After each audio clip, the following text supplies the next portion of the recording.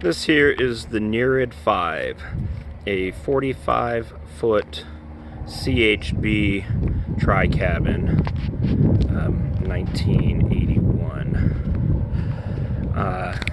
An impressively sized boat with a whole lot of living space and a whole lot of deck space. As you get closer, you can see that it has been in need, or is in need, of plenty of maintenance and care. The owners have owned her for 25 years, are in their mid-80s and are getting out of boating. But simple things like upkeeping the bright work has been neglected. Makes the boat look pretty ratty, but honestly, I think that is a good advantage to the buyer to be able to strike a deal. I believe these owners are willing to make a deal for this boat. They have her priced at $69,000, and after we look at the boat, I'll let you know kind of my opinion on that. Some great features though. Excellent davit system on the back here.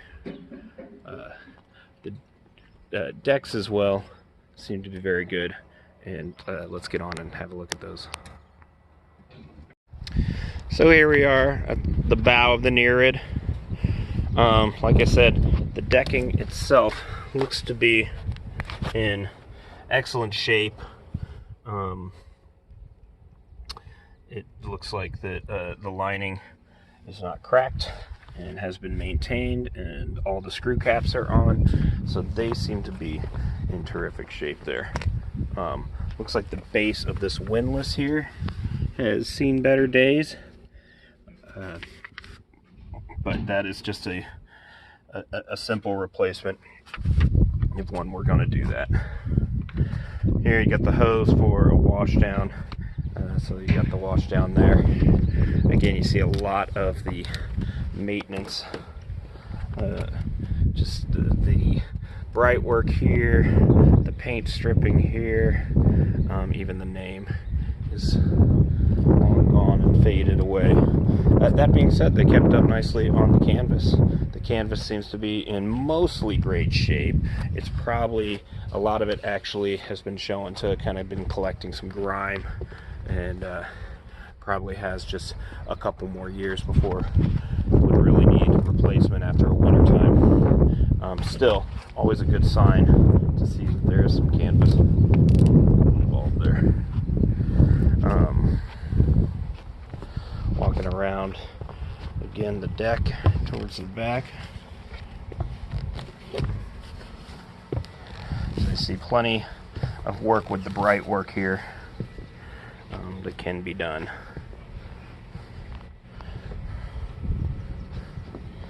But honestly, if you have a Saturday, and usually I say 6-pack of beer, but this might take a 12-pack on a July day, then you're good to go there.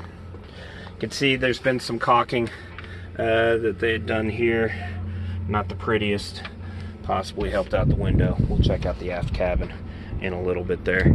These CHBs have been known to leak in the past, so I rarely find one that hasn't shown some history of water staining, and again we could talk about that. But it looks like the aft deck here had been fixed up and freshly painted with this grip here. Moving up again, everything is really impressive in terms of size on this 45. As most 45s, you just kind of hit another class of boat and living space. So here's the deck, and there's a plane overhead.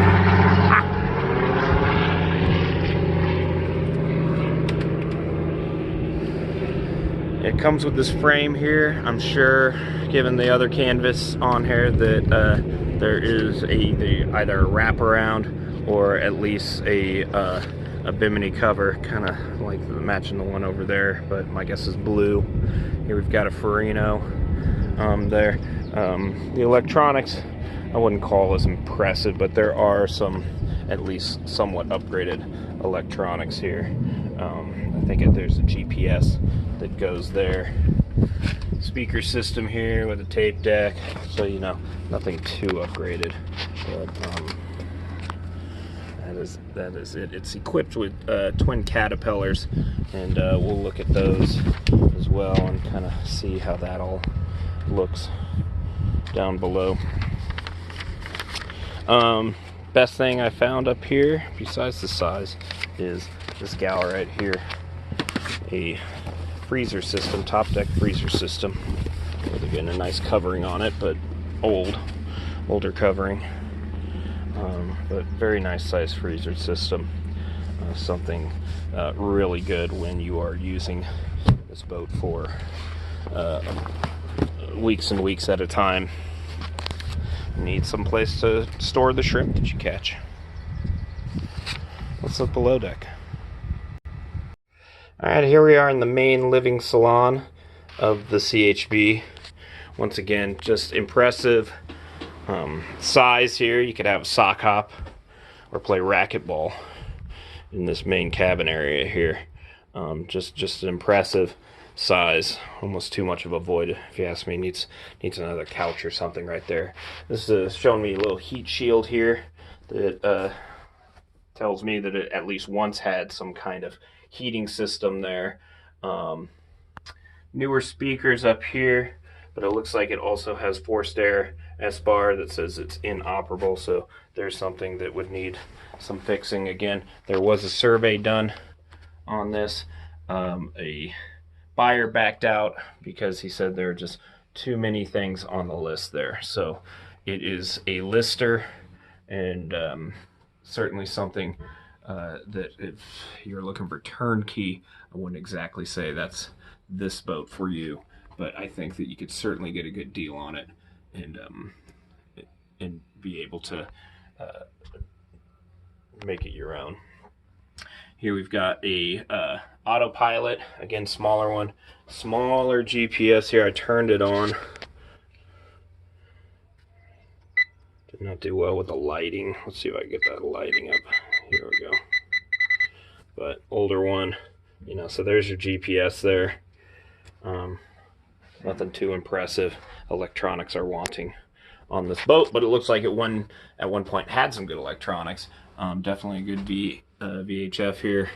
Updated that. Twin radar, backup radar.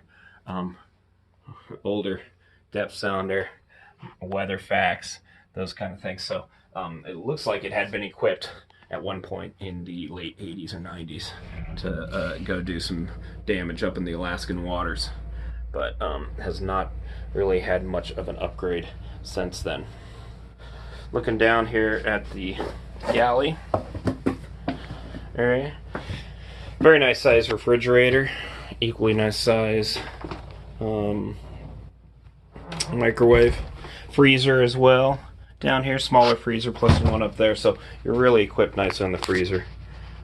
Kind of a blank slate for the kitchen here. Could use a toaster or whatever. Looks like a propane gas oven here, 4-burner stove with an oven, twin sinks, some propane, and all that good stuff. Moving on into the V-berth here. Again, a very nice size. Everything is when you've got a 45-foot hanging locker. Good bedding. Obviously, there's a triangle that goes on this that kind of puts it all out as a bed. Another hanging locker here.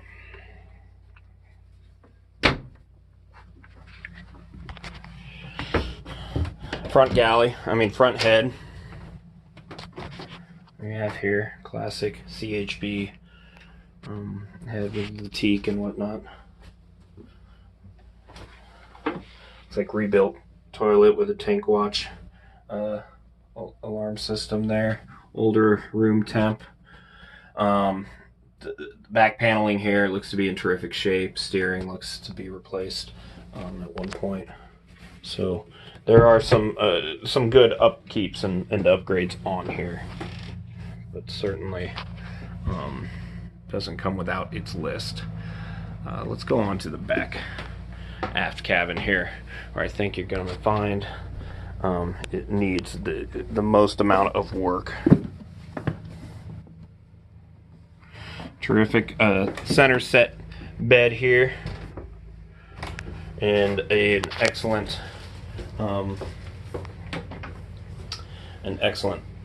aft head with a great soaking tub in there, sink, toilet area. Toilet looks very well kept. Here you got back vents and whatnot. Now, it does appear that there was a history of leaks on this boat, as you can see with the water stains on the sides here. Now, when I push on them, they seem to be in okay shape. Nothing is so rotten that we're tearing it up. But again, you can kind of see where the drip marks and stains down here. That's some the ducting for the forced air, which seems to be in terrific shape as well. Again, back here, it's mostly the fiberglass form that's back here and has been in good shape. But yes, it's undeniable. There's been some damage here, but not so much that you're putting your hand through it. Over here is where it looks like that there have been some other water stains and damage there. Again, not pretty to look at, but still pretty solid. This right here is, this panel right here could be glued, but you know, you get a carpenter.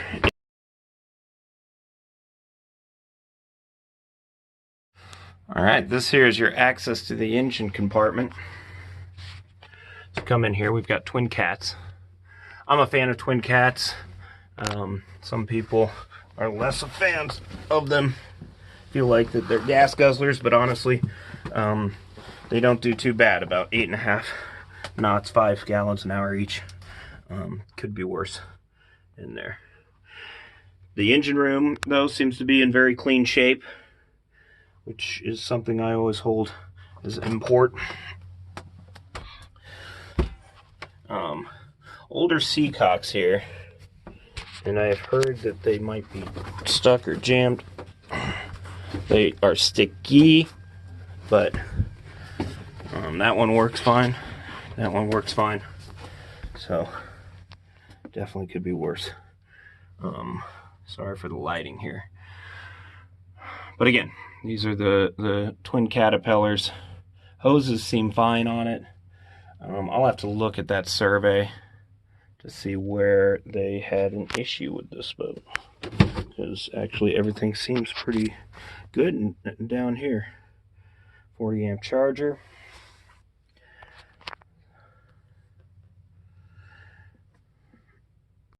Quick look in the back here. We got a gen set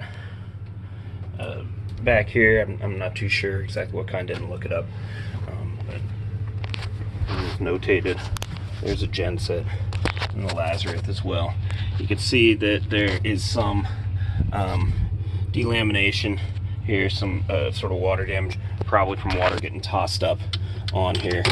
But again, the decks themselves seem to be in fine shape. This is not the original door, so I figured that door has been replaced at some point there. I noted that there was some notation of moisture readings on the deck. So this I've seen before, again, in particularly these types of boats. But as I walk over it, not only does the teak itself seem to be in good shape, as well as the lining there, none of it seems to be, and I give it some bounce here, none of it seems to be too bouncy at all. It seems pretty solid here. So it's kind of a great assault thing when it talks about the moisture readings that it finds. That's kind of what you're going to find on, again, these older boats. I think it again gives a good opportunity to really make a good deal on a boat like this. Again, talked about moisture reading on the bridge or delamination. As I step on it, I don't feel like I'm going to be going through this at all. Same with up here. So that there is our boat. So that's our tour of the 45-foot CHB. It's a lot of boat. I think that you could get it for a pretty fair price. My guess is they have it at $69, but I honestly wouldn't be surprised if they take $49 for it, given their age and some of the work that needs to be done on the boat, particularly that aft cabin, where I see is the most amount, but electronics upgrades is something that would be good to have as well. Looks like the engine room is pretty clean and tight, and the deck seems to be very good. The survey notes some moisture readings on the deck. However, stomping around on it, there doesn't seem to be any real areas of alarm. So that is my assessment of this CHB.